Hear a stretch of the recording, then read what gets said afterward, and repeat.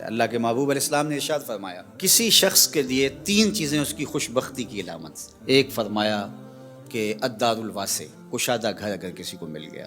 دوسرا المرکب الحنی، تیز رفتار سواری. اس زمانے میں گھوڑے ہوتے تھے، آج اچھے ماڈل کی گاڑی آپ کہہ لیں. اور تیسرا فرمایا المرأۃ الصالحہ، نیک عورت. نیک عورت اللہ کا انعام ہے. اس کی تشریح بھی فرمائی کہ نیک عورت کون ہے. فرمایا جب تم اسے حکم دو تو وہ بجا لائے، اور جب تم اسے دیکھو تو تم خوش ہو جاؤ. تو یہ نیک عورت کی علامت بیان فرمائی گئی. تو نیک عورت آنے والی نسلوں کی ضامنہ بنتی ہے. اس لیے اچھی بیوی تلاش کرنا، اور کل وہ بیوی ماں بننے والی ہے اور آپ کی نسلیں اس کی گود میں پلیں گی، اور وہ ضامنہ ہے آپ کی نسلوں کی. اگرچہ یہ درست ہے کہ مرد کے اثرات اولاد کے اوپر مرتب ہوتے ہیں. الولد سر لابی ہے، یہ فرمایا گیا کہ جو بیٹا ہوتا ہے یا بیٹی ہوتی ہے وہ باپ کا راز ہوتی ہے. باپ کے اثرات اولاد کے اندر ظہور پذیر ہوتے ہیں، اس میں کوئی شک نہیں.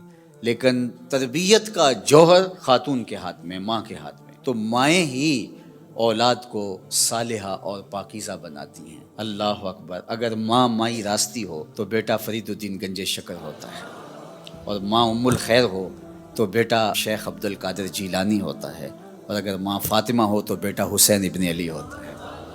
اس لیے جو نکاح کا معیار اسلام نے دیا ہے، اللہ کے محبوب علیہ السلام نے ارشاد فرمایا عورت سے نکاح 4 وجہ سے کیا جاتا ہے.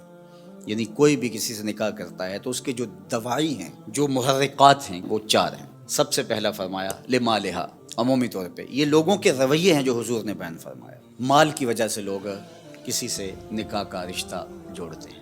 دوسرا فرمایا لحسبہا، کسی کے حسب و نسب کی وجہ سے، خاندانی وجاہت کی وجہ سے رشتہ جوڑا جاتا ہے. تیسری بات فرمائی ولجمالہا، کسی کی خوبصورتی کی وجہ سے رشتہ جوڑا جاتا ہے. اور پھر آقا کریم علیہ السلام نے چوتھا فرمایا لدینہا، کسی کے دین کی وجہ سے اس کے ساتھ رشتہ جوڑا جاتا ہے. پھر آقا کریم نے فرمایا کہ تم اپنے غلاموں کو تلقین فرمائی کہ تم نکاح کرتے ہوئے دین دیکھا کرو. اللہ اکبر.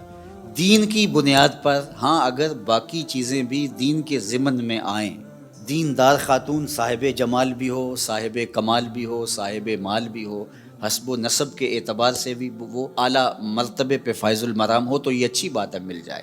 لیکن پہلی چیز جو ہے اس کا دین ہے، کیونکہ اگر خاتون دیندار ہوگی تو نسلوں میں دین پھیلے گا.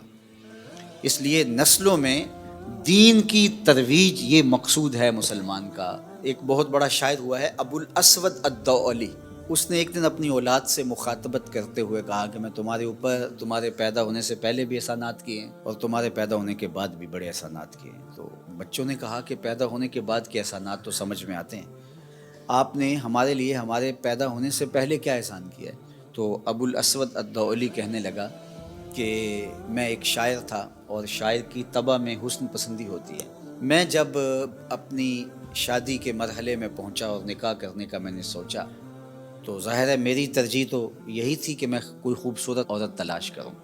لیکن میں جب ڈھونڈنے نکلا تو میں اپنے لیے خوبصورت عورت تلاش نہیں کی، تمہارے لیے با کردار ماں تلاش کی کہ وہ میرے بچوں کی ماں بننے والی ہے. تو یہ وہ میرا احسان ہے. میں اپنی خواہشات اور اپنے جذبات کی قربانی دے کے میں نے آنے والی نسل کا سوچا ہے، اور نسل کی وجہ سے میں نے جو ہے وہ ترجیح دی ہے، چونکہ ماؤں پہ موقوف ہے اچھی نسلوں کی نشأت بھی، نہضت بھی اور تربیت بھی. تو جس طرح کی ماں ہوگی اولاد اسی طرح کی ہوگی.